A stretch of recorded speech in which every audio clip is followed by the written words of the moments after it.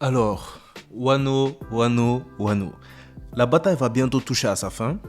L'extraordinaire lors de cet arc est devenu pratiquement commun et on aura bientôt le droit à un flashback de Kaido avant la fin du combat. Voilà pourquoi je me suis dit qu'il était nécessaire d'adresser un sujet important pour qu'on puisse justement en débattre ensemble. Et c'est les connaissances de Kaido sur Joy Boy et le siècle oublié. On fera aussi une vidéo sur Shanks bientôt, donc tenez-vous prêts. Mais avant ça, abonnez-vous pour ne rien rater et mettez la cloche de notification pour venir renverser le monde avec nous. Mettez aussi un j'aime si le contenu vous plaît, du lourd est en préparation pour vous. Alors, évidemment, le moment qui inspire cette théorie, c'est lorsque Kaido bat Luffy pour la première fois à Onigashima. Il lui dit « Alors, toi non plus, tu n'auras pas pu devenir Joy Boy ». Ça montre évidemment que Kaido a quelques connaissances sur le siècle oublié et on va essayer de voir ensemble quelle pourrait être la raison pour laquelle il sait autant de choses. Et, vous allez voir, ça va nous mener sur des théories assez intéressantes. Évidemment, si vous avez des théories, donnez-les en commentaire, vous faites de très bonnes remarques souvent, donc n'hésitez pas.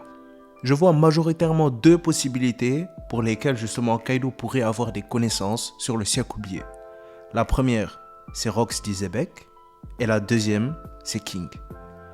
Le choix de venir à Wano de Kaido a été fait avant la découverte du One Piece, donc toute information sur le siècle oublié à travers cette découverte n'aurait pas pu être connue par Kaido. Donc, je pense que Rox et King sont les plus probables de l'avoir informé. Déjà, avec Rox, on sait que Rox, lors de l'accident de God Valley, a cherché à attaquer les dragons célestes. On sait aussi que son intention, c'était de devenir le roi du monde, et que son nom a dû être effacé parce qu'il a brisé trop de tabous. Il faut se poser la question, qui est le roi du monde? Et la réponse est plus qu'évidente, c'est Imu. Alors, et si Rox avait attaqué les dragons célestes pour s'emparer du trône et régner sur le monde? Et comment est-ce qu'il aurait été au courant de ça? Il aurait forcément dû connaître l'histoire du siècle oublié, peut-être par l'acquisition et par la lecture de poneglyphes. Après tout, à l'époque de l'incident, les habitants d'Ohara étaient toujours vivants. Ou bien, il aurait pu utiliser un des membres de la tribu aux trois yeux, ce qui pourrait expliquer pourquoi Big Mom sait que les membres de cette tribu peuvent lire les poneglyphes. L'autre possibilité est la plus folle. Et si Rox était le premier roi des pirates et avait atteint Laugh Tale avant Roger, mais n'avait pas été déclaré roi des pirates par désir du gouvernement d'effacer toute information à son sujet.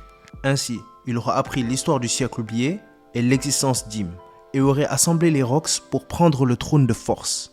Peu importe l'explication qui vous plaît le plus, il aurait pu avoir des informations sur le siècle oublié.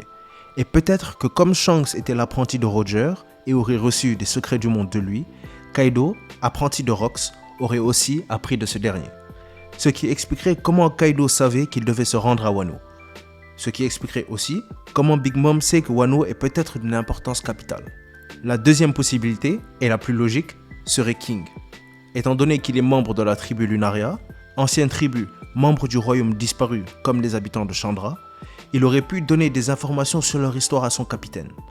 Mais il faut aussi dire que Kaido donnait l'impression de déjà connaître des secrets de ce monde à travers la confiance qu'il avait en lui-même lorsqu'il a rencontré King, persuadé qu'il serait celui qui changerait le monde, donc Joy Boy. King en aurait été convaincu à son tour, mais Kaido au fil du temps, à travers justement le monde qu'il construisait, aurait lui-même remarqué qu'il n'était pas Joy Boy. Et c'est là que sa motivation a changé.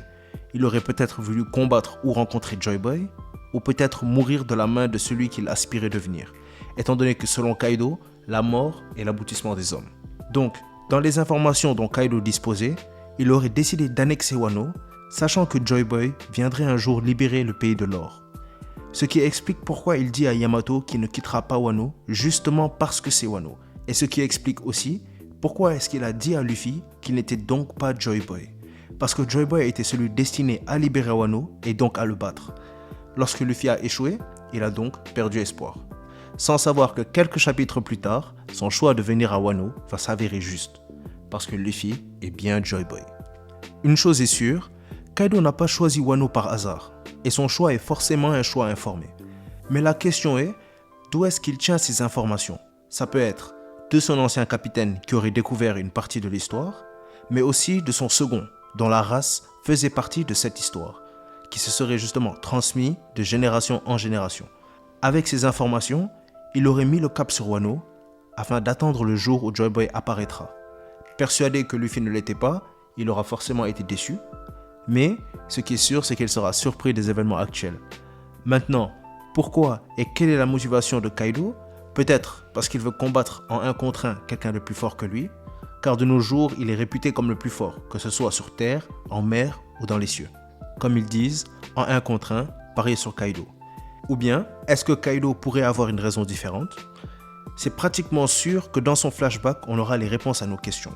En attendant, donnez-moi vos idées en commentaire, qu'on en débatte. Aimez la vidéo si vous avez kiffé, et surtout mettez vos idées et théories en commentaire, qu'on voit tout ça ensemble. La vidéo touche donc à sa fin. Merci d'avoir suivi. Allez, c'était Manga Monde et comme d'habitude, c'était un plaisir de faire cette vidéo pour vous. À bientôt les pirates.